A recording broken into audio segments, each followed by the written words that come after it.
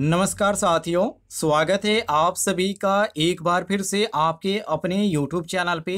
आज की डेट में एक बड़ी खबर आ रही है जिसमें ये बताया जा रहा है कि किराएदार कब बन जाएगा आपके ज़मीन का मालिक। जी हाँ दोस्तों, इस वीडियो के माध्यम से आपको बताने वाले हैं जो 2025 में कुछ ऐसे नियम यहाँ पे लागू हुए हैं। यदि आप किराएदार पर ध्यान नहीं देते हैं तो आपका किराएदार आपके जमीन का मालिक बन जाएगा। तो इसकी क्या प्रक्रिया होने वाली है, कैसे आप सावधान रहेंगे, इसके बारे में आपको देने वाले हैं डिटेल में जानकारी। तो वीडियो को आप कंप्लीट देखिएगा।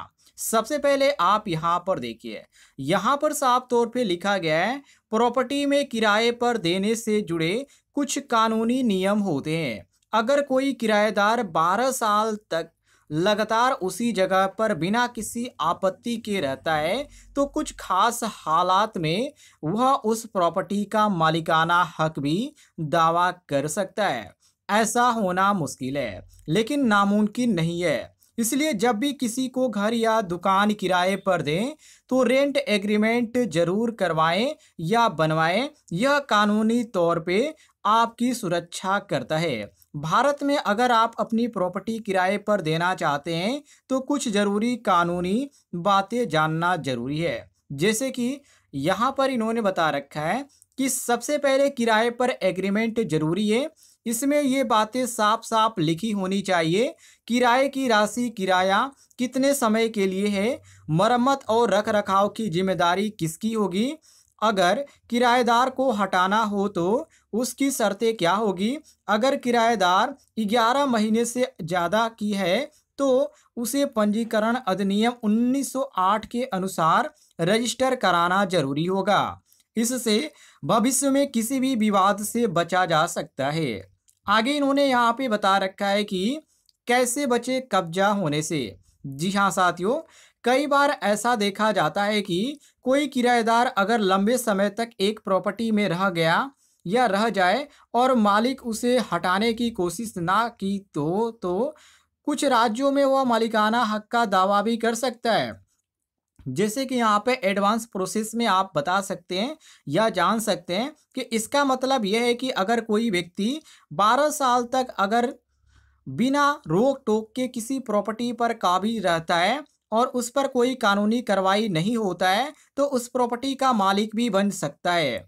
हालांकि ऐसा हर यहाँ पर मामले में नहीं होता है। अगर आपके मालिक ने पहले कोर्ट में केस कर रखा हो तो यह नियम लागू नहीं होता है।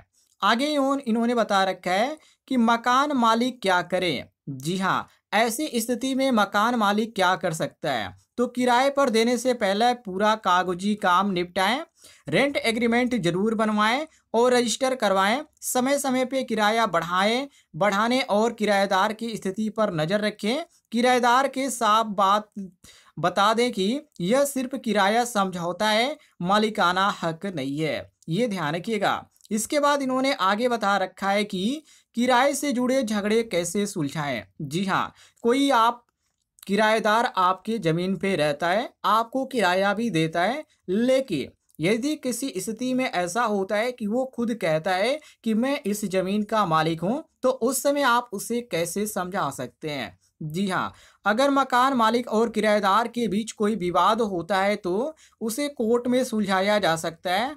कई राज्यों में रेंट कंट्रोल एक्ट लागू है जो किराएदार और मालिक दोनों के अधिकारों को तय करता है।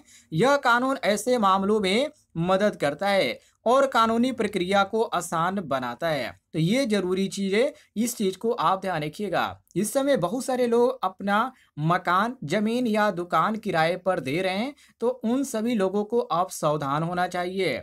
उम्मीद है आपको जानकारी पसंद आई होगी तो वीडियो पर लाइक कीजिएगा और चैनल पे नए होंगे तो चैनल को भी सब्सक्राइब कर लीजिएगा।